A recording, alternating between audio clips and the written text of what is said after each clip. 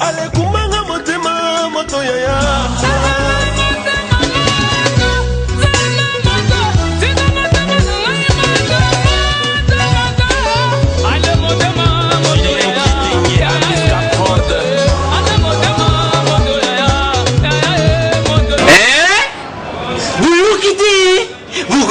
Kaka Kinshasa Nabiso Kin eleki partout KNB Kinshasa Nabiso Kin eleki partout Kinshasa eleki partout mikuru neza bino pardon Jima sala yelo karatakate yana benga gayo Jima mukende umela Bana Kin Kebana jago zape so kuta nango KNB Telema KNB Telema Kinshasa eleki partout Jinimu Kendi Umela KNB ko zape te so kuta nango check ovandi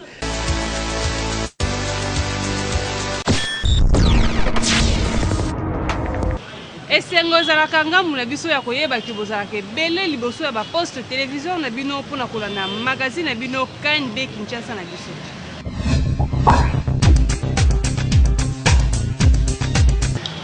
L'accord ya dialogue esinyamaki depuis mardi 18 il faut babimisa premier ministre o kokumbela na primature yango bakinois balobi na micro ya KNB soki ba préféré za la nani. Kinshasa l'équipe partout et que soit la population par rapport à la proposition au dialogue à Sali pour la premier ministre a proposé Vital Kamerhe, Sami Badibanga, Monantiem et les autres. Boyoka siko le roi la population d'Azarwa boyoka ba proposition na bango pe na micro ya KNB.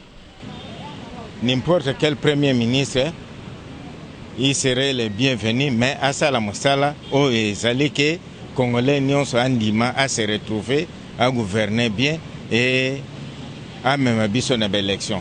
Pour la géopolitique, moi, en tant que population, en tant que Congolais, nous conseillé à Mokonzi Mboka pour une année et 4 mois qui lui restent. Ati la biso Sami Badibanga na kati ya primature. Je crois que avec la pression populaire où il y a Zanango à travailler bien. Bon, en tout cas, naza na choité parce que ba critère à sélection ana na yebi yangote. Alors naza vraiment na choix na ko salate. Bon, en tant que Congolais, là on a opposé peut-être muto aza compétent, muto pas on a transparence parce que délai za mukuse. Ala muto a favorisé, a facilité dans l'élection et salama. Et ala muto te qui a sala so qui n'est parce que tant na ye vous a mukuse. Ou ma vous la capable ndé wana ko jiko na proposition wana eza normalement batia mutu oyo ayebi souci ya ba congolais. Oyo amona na kana scène politique. Oyo alandelaka politique ya mboka très bien et ye wana ndé bakoki kopona. Bon, en tant que Kinois, on préférait à la Monantemi. Bon, parce que depuis un temps, toujours le Premier ministre à Congo central. Bon, tout mes gars ce que ça n'est ou bien ce qui était, tu as caméra, bon, que le meilleur gagne. Théo qui n'est population a proposé que le ministre Oyo peut aligner le gouverneur primature. Donc, ceux qui peuvent continuer à voir wana et cause amala muni Kinshasa et l'équipe partout. Gouvernement sortant ba oti ko alléger ba taxe yango ba kinoa ba mituni soki eza touche te o ba ninga simbisa na gouvernement o eza koya. Ngai na futa liye mobele loye mbona ngai dibonsa na pesi na yo mobele motema na ngai. Kinshasa l'équipe partout et que soit na kinoa par rapport au gouvernement sortant tu remarqué que ba impona ba taxe za ki ebele. Mais ba uti ko alléger yango est-ce que ça pona ko déstabiliser gouvernement ya sikate boyo kandenge bakino balobi na micro ya KNB. Oyo zokota oyo bato bazana mitu oyebi ke peuple congolais sera lingio même place on eza makasi bako peso ba yede bocho so maboko pour que place ba alléger makambo ko pepele même eza makasi ndenge nini mais tango ba lingio ba weso non auto sara boy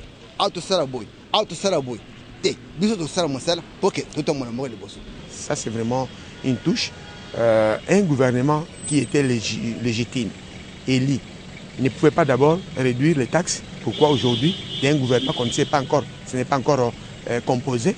Et si ce gouvernement sera en marche, moi je crois, j'ai tout pour moi, c'est un gouvernement qui ne va pas vraiment aboutir. Mais cette taxe-là, ça c'est donner de la touche à ce gouvernement. Quand on a la taxe, ils ont un avantage à la population. Pour le gouvernement, quelque part, ils ont touche, il faut travailler dur. Parce que ceux qui ont mis aux charges, il faut dire le gouvernement tango bazoya soki ke bandimaki koya pona lokoso ba poste faut pas l'effort en tant que responsable à la ministère bakoko lo bate basimisi bango tout faut pas l'effort en tant que mibali soki on dimi charge il faut ndima na mabe na ngonyos eza touché liboso bazalaki ezalaki likolo pourquoi et maintenant bazokende ba commission ngo na se pourquoi est-ce que ça vraiment touche? Est-ce que ça vraiment avantage plutôt à la population? Tout a des avantages à la population. Parce que bon, on a besoin de recettes. Des recettes pour faire fonctionner Mboka en bonne uniforme. Vous comprenez? Mais tant que c'est comme si c'est comme mais maintenant, ça va résoudre quoi? Maintenant, vous qui parlez de macroéconomique, vous-même maintenant vous faites baisser les histoires. Vous sentez directement que donc, les recettes vont tomber. Vous voyez? Donc ce n'est pas clair, c'est un peu flou. Toki wana ndenge ba point de vue ezalaki partagé ba misusu balobi eza touche ba misusu babi eza touche te mais il faut toujours savoir que eza toujours kaka pona intérêt ya population. Kinshasa et l'équipe partout. Constamment ko salami na Kinshasa ba jeune fille mingi komona za na deux numéros ya téléphone mais oza numéro moko kaka akopesa mobile na ye wana mususu abombi yango pasela yango bapel na ye mususu yango bakinwa bapesi ba point de vue na bango. Téléphone, c'est résolu. Mais téléphone est tout ma question. Je suis choqué par les dégâts énormes que tu ne cesses de causer au pays. Je suis un Massina, on m'appelle, moi je réponds, je suis à Lemba, tout ça pour magazine Nabino le to yeko na ba papa soki ozarana mwasi oyebi que azalaka na téléphone moko et puis sim kaka moko na réseau moko. Mais esali ke bozalaka ko découvrir que azalaka na téléphone mususu na sim mususu numéro wana yo ozarana ngote eza numéro na ye ya ba cop na ye soko découvrir yango papa réaction na yo kozala ndenge nini envers mwasi na yo et puis kosa non ndenge nini nako kangena téléphone na zu sim wana na buki sim ça fait effort ba correspondant nyonso azaki na bango na contact ayebisa bango ke explication lisusu bobenga na numéro oyo. Il pardon de la première fois. Mais ce que c'est répété, même erreur que c'est répété. Que numéro a changé numéro mususu. Oh ya liboso wana abisinga ke boto pasoli boto kati ya. Mais ya mi balé azongi sa changé numéro mususu. Na mone ko mokosa. Na zongi sisu na ibse. Moi ibsenga numéro tout ça boye mais ndenge mususu. Alors ce gars s'excuser, je le pardonne encore. Étant que chrétien, j'insiste. Étant que chrétien. Les balles kufa. Azala bakomba azala batunaye azala mamazi na beta. Po nga soko azala de funga na yeba. So azala de sim. Obi déjà de appareil. Funga na yeba ngam da sombi. Ibongo ye komi bari nga somo mi bari wudwa. Wana za mosi na te wana ifu to kavon. Oboy po azala dia makamba ma secret. Secret wana ils ont dépendre que donc c'est aligné quelque part. Benga na ye. Moi ça ngona pour na no azanga tasama bena kala ndako. Pour na susu moi penza na la confesse yati. Pour na penza na limite de comprendre na ate bla pembeni. Na limite. Ota azaki ndoki la fina ngako po eloko na biso za si moko. Ngazo za eloko moko. Siko ko bela ko mibale. On te wana ate pina Réaction Nangaï, Egozala d'abord se séparer d'abord avec elle, puisqu'elle est la première des choses, elle est danger pour moi. Quand elle me cache des petites choses, c'est-à-dire elle me cachera aussi des grandes choses. Pour qui n'est pas papa va aussi répondre à la micro la biso alors ils ont mal monté pour la base basta la kandeng wana. So mobile no asombeli aussi moko puis téléphone moko tika la kaka nango. Déjà tant yo za ba téléphone mususu, okomi ko benga na kaka na bato yo benga na ba puis mobile no ebi numéro wala te en tout cas ils ont vraiment sérieuxité. Parce que ceux qui vont découvrir que mobile no ça la rabongo oko sepelate donc il faut tika pour na basi nyonso basta la rabongo. Kinshasa et l'équipe part. Tinda photo na yo en mode selfie, kanga photo buka kingo seka moke, gagner ton tinda yango na page Facebook Kinshasa na biso Kani. La photo. Tout seka moke. Écoute idée, écoute idée, écoute idée. Envoie selfie. Écoute idée, écoute idée. Sois la photo. Tout ça est comme ok. Écoute idée, écoute idée, écoute idée. Envoie selfie. Écoute idée, écoute idée. Sois la photo. Tout ça est comme ok. Écoute idée, écoute idée, écoute idée. Envoie selfie. Écoute idée, écoute idée. Sois la photo. Tout ça est comme ok. Écoute idée, écoute idée, écoute idée. Envoie selfie. Écoute idée, écoute idée.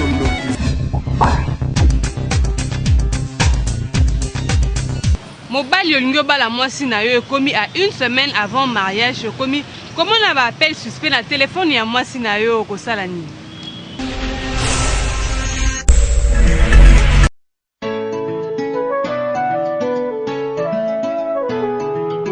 Kinshasa l'équipe partout et sous que soit na bala mibali ba yebisa biso otikali na une semaine de mariage mais okomi ko suspecter mwasi na on a ba appel à mabe pe na ba message à mabe okopousa libala wana to okobala okene ko vérifier nyonso na kati ya ndako oyo ka ndenge ba garçon balobi na micro ya KNB kwa journée date ko kufela te na kwa journée yombeba na ko sepela na a journée date wana après na landela soki na monique azana likambo te nya rien wana na koba soki na kuti ke no ba appel wana ezo confirmer réellement eloko nazo soupçonner non na ko se désengager déjà bosi bosali makambo nyonso déjà que officialiser bokeda coutume makambo tout mais non moi susu na zonga simeza te hein na kolinga kaka to kosala makambo nyonso hein to fande sika moko si arriverait que azo continuer ka makambo wana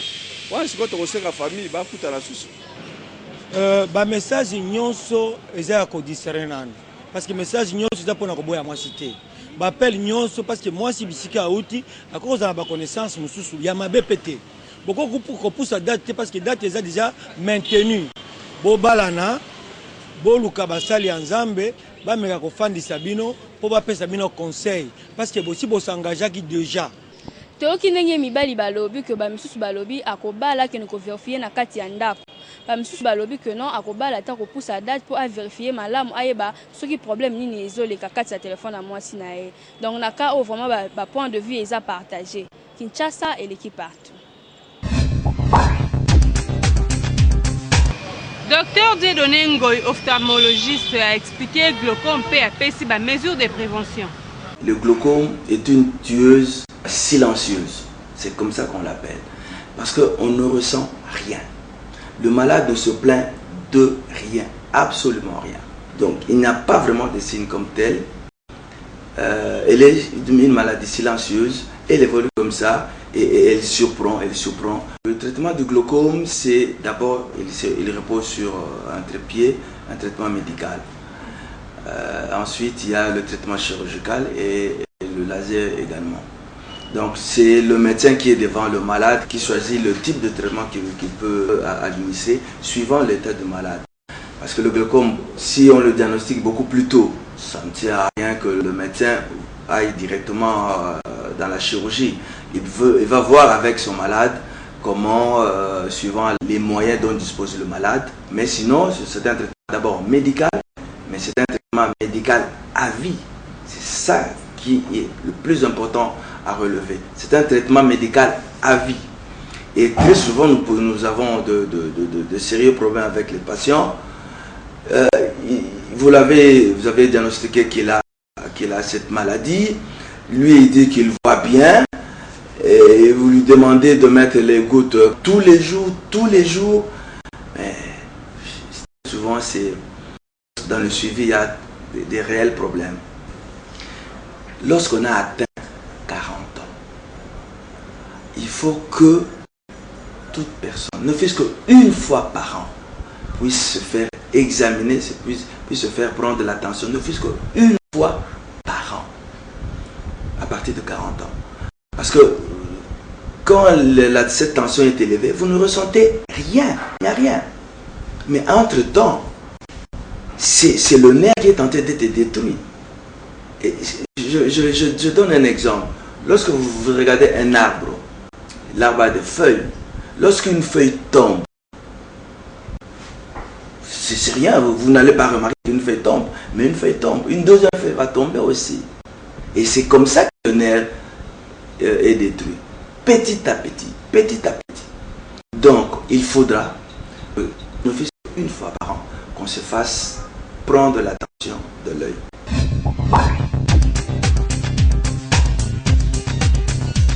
Et si un mama paie pour nulle part ailleurs que chez Trust Company, ce qu'on a besoin de consommer Moutoukaleo, qui m'a on a venu Colonel Ebea, non loin il y a hôtel de ville. Nulle part ailleurs que chez Trust, des véhicules d'occasion de haute qualité avec moins de kilomètres dans notre stock. Vous y trouverez toutes vos marques préférées. Toyota IST, Toyota Passo, Mazda Demio, Toyota Yaris, Prado, Nissan Skyline et tant d'autres. L'équipe technique ne laisse rien au hasard avec plus de 60 points de contrôle pour vous assurer une conduite avec des véhicules en très bon état. Visitez le site www.japanesevehicles.com, faites le choix de votre véhicule et contactez Force One Service situé sur Colonel Ebea, numéro 56, immeuble Boncoin, côte à côte de la Napi, à 1 minute de l'hôtel de ville de Kinshasa. Ou appelez le 0321 99 64 301. Email info@forceoneservice.com. Nous vous accompagnons dans toutes les étapes. Plaque d'immatriculation, assurance annuelle, transport Matadi Kinshasa et un service après-vente assuré. Un seul site, www.japanesevehicles.com. Force One, l'unique et le seul représentant de Trust en RDC.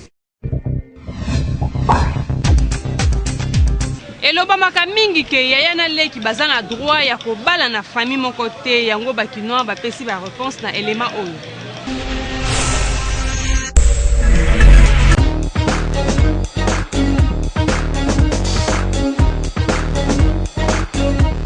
C'est l'équipe partout, tu es que soit na bakinois, mais quand un peu koye bisabiso, ceux qui y a na l'équipe bakoyi koba na famille moko. Boyo kandenge bakinois ba réagir na miko ya père. Jamais babala lisusu ndako wana. Eko pesa malamu te. Po mwana liboso soki yaya abala liboso na libota wana. Sikoyo leki na ye ya mobali aye kobala pe na libota wana. Yaya na ye ya mwasi akomona malamu te. Mosusu wana kolobake leki aza na respect para ngai te. Na ndenge na oloba na ndenge kusi mezali. Parce que boko benga na ndenge nini. Tata leki bien nani bien noko boko benga na ndenge nini. Na coutume vraiment eza normal te. Eza normal te respect zati. Vraiment on eza abomination. Donc vraiment eza normal te. Po leki na ngai esikanga na sina koti leki na ngai koko kota te po eza mabe bato bakoko kufa pe ndako moko wana bakoko tango de personnes te eza mabe te so ba mususu babala eza mabe eza erreur bango bakota bayebaki te po ata na ba circonstance tan bo bando kutana na bamatanga pe na nini ezalaka vraiment respecté nga soki dépendre ya na nga na kolinga te mais comme pe bolingo pe ba forcer te soki bo ba sepeli bazana na bango ki po zala na bango la libota na ngai na mwana mama leki na ngai esalamaki ke yana leki koyi kobala na famille moko te mais epala biso esalamaki na mwana mama leki na ngai baza mama moko alibaka kolinga sikoyo mibali wana moko abotami na mwana mwasi mosusu abotami na mwana mobali mais sikoyo oyo abotamaki na mwana mwasi libala na cousine na ngai wana nde ekufaki nango mais sikoyo oyo leki oyo abalaki mobali oyo abotamaki na mwana mobali bongana nde bazati sikoyo baza na poto mais en tout cas pour ngai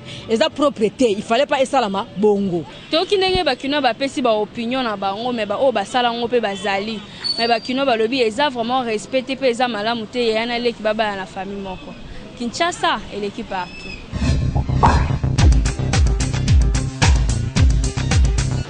Constat moko esalami na RDC ba grand club bazara na difficulté à cause de sanction ata soki basali désordre yango bakino bapesi ba point de vue na bango.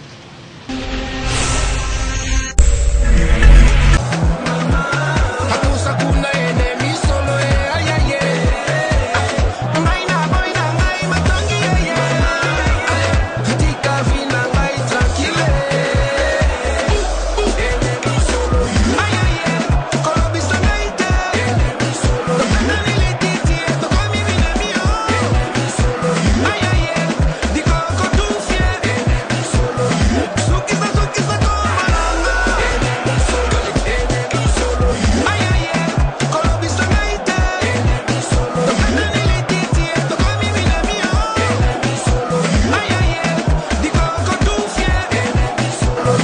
constat moko depuis que lina foot et bandi ba des autres do sala mama kasi na ba match me ba club ba mikende bazo sala sanctionner ba club ba minene bazo tikala jamais ko sanctionner bango exemple ya match où betama ki vendredi la semaine passée tilelo to tikali ko yoka sanction mon côté mais ce que zala ki équipe ba mikende ba dilaki ba sanctionner bango ya ko to sala na ba kino ba yebisa biso pourquoi bon année passée ba kota ba réunir équipe où bisa mobulu ba ko sanctionner ngo année passée mobulu salmina ba tanga wana ba sanctionner qui est équipe mon côté le popo contre Sangabali ba beti joueur ya Sangabali ni Mukoko azaki KO en plein match to ba jusque là joueur équipe va sanctionner ya faute fédération ya faute équipe biso to lima ba sanctionner za la po ba match beta na kimi o ke tatuna mwana na yo na stade match sili bobimi ba match comme désordre de fédération depuis ba kota désordre chaque match mobulu ezali mabanga parité ba me parité na colonel libanga na litoi ba désordre ezali faute à fédération ni muzala ba za bloc de choses désordre bimaki bien surtout très bien eza bato ya renaissance nde ba misaki mobulu mais biso ba imaginer normalement tozali na stade tozali calme ba joueur na biso ki ko na adversaire pour nini renaissance il faut ba sanctionner bango normalement il faut ba équipe nyonso ya minene baba na kozwa déjà ba sanction on peut sa faute na ba dirigeant na biso oyo ba simbi ba metali bale na biso tout le monde a mabali kamba 2 poids 2 mesures ba msu ba za sanctionner msu ba sanctionner tala match ya vendredi to kimi mamba ba beti msu ba gaz lacrymogène wana mobulu me tisiko ba kateteli kaboko mais ba ye ministre albaki caméra ezali muta osala mobulu ba ko filmer tisiko to monde lo problème wana ezali kambo ya fédération na biso tellement ba équipe na biso ba grand club ba se considérera c'est comme si ba on débat c'est que ba zate ba club na ba football na biso exister le souté yango mona rake ba sala ba bloc wana tout le monde na kati ya Italie Juventus sera sanctionné zonga même na deuxième division mais pourquoi pas na biso awa ibanda osala ma bloc wana parce que bani sala maraté po bazana batuna bango batchana kati wana balanda balera mbongo abika engana lera mbongo dering moi ba sanctionner dering ezate na lera mbongo renaissance moi ba sanctionner renaissance ezate avant ko sanctionner pe équipe munene batala rapé ngana bandaki makamona chana se yango zo bomba mboka oyo yango zo bomba bale ya mboka na biso chana se bataka baza ba influent yango zo bomba mboka to ningi mutu tout sanctionnera Sangabali nde ba sanctionner oh nga Lubumbashi Sport RCK bango tout ba sanctionnera bango na même niveau bango po baza ba club ya même division yango wana pena mama Bolandi on ndenge ba kino ba émettre ba point de vue na bango vraiment bango nyonso bazali lo ba moko keza ba dirigeant to ezali faute ya ba dirigeant nde bazo boya ko sanctionner vraiment ekozala malamu na ba dirigeant soki bozo tenir compte na ba sanction na po e ba kopesa be bango leçon ba yeba ke soki to sali désordre match ko to kobeta match te mais tant que bozo sanctionner bango te ezo pousser bango tant ba supporters na bango ba continuer kaka ko sala désordre et puis on ezo cha le coup muté na mboka na biso Kinshasa et l'équipe partout. KNB innovation sur innovation, Bokolanda toujours et encore besoin d'actualité aux alliés qui dominent la Facebook.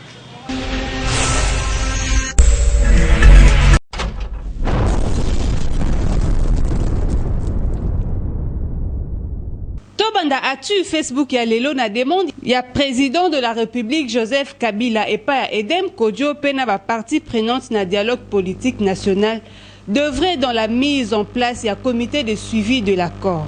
Le président a promettre qu'au travail des concerts n'a pas institution de la République à la mise en œuvre rapide et intégrale de conclusions issues du dialogue na oyeza na but moko ya ko organiser ba élection crédible, apaisée et transparente conformément aux modalités convenues. Le membre du bureau ya dialogue politique national ba déposa qui lundi 24 octobre 2016 l'accord politique issu de ces forums au président de la République Joseph Kabila. Edem Kodjo, facilitateur ya dialogue au Azalaki, désigné par Union africaine Azalaki, accompagné là ba co-modérateur naye Vital Kamerhe et Alexis Tambo Mwamba. Peba chef de file ya ba différentes composantes. Il faut qu'on retenir que accord wana Azalaki rejeté na ba parti ya ba opposant dans le rassemblement. Pe na ba parti ndambu ya société civile. Après présentation nango et pas ya chef de l'État. Kasiyo kandenge ba internaute ba lobby. À la guerre comme à la guerre, les diables ne coûtent que le langage de la force, pas de négociation. Moussousou Abaki Sibaya ko présenté yango devant population na espace Sainte-Thérèse d'Anjili. Si les élections se tenaient cette année, ba Congolais ba ko voter pour la Moïse Katumbi à 33%, suivi à Etienne Tshisekedi à 18% d'après résultats et sondage effectué na bureau d'études de recherche. D'après sondage publié mardi 25 octobre, président Kabila Akoya na 3e place avec 7,8% et Vital Kamerhe na 4e place avec 7,5%. Je préfère croire aux Occidentaux qui croient à ces sommets de Luanda ou Eza Malobaya Olengankoy. Avant ouverture ya sommet, on réunir ba chef d'État ya SADC na capitale ya Angola. Ba internautes ba mituni ba occidentaux balobaka nini et ba africains pe balobaka nini pe mususu abakisi c'est quoi la démocratie? Mususu atuni motuna pona koyeba soki alingi na sommet ya Angola ba nommé président ya RDC. L'ONU est moins appréciée à Bukavu que dans toutes les autres villes de la RDC. D'après sondage Oyo Target Asali, Kasiba internaute balobi, oni yemoko ayebi le pourquoi bazali kolingaye kunate. Tout ce qui sa actu Facebook ya lelo au centre de l'affaire, le gardien de but Lei Matampi. Tout puissant Mazembe accuse le Shark 11 d'avoir fait signer son joueur sans son accord. Babaki Silisusu ke contrat oyo a signé na club kinois eza avorté parce que akozonga tepe Mazembe. Actu Facebook oyo Bokolanda, Kinshasa et l'équipe partout. Merci pour la confiance et fidélité. Vous allez continuer à copier ça dans le magazine Abino. Il y a les lieux comme la souka, botika toujours connecté, branché, scotché. Dans le magazine le Belarabino, par réalité, à vie à Kinshasa, beaucoup dans le bina édition à Sari Vimamba. Toujours dans la chaîne partenaire la Bisso Kinshasa et l'équipe partout.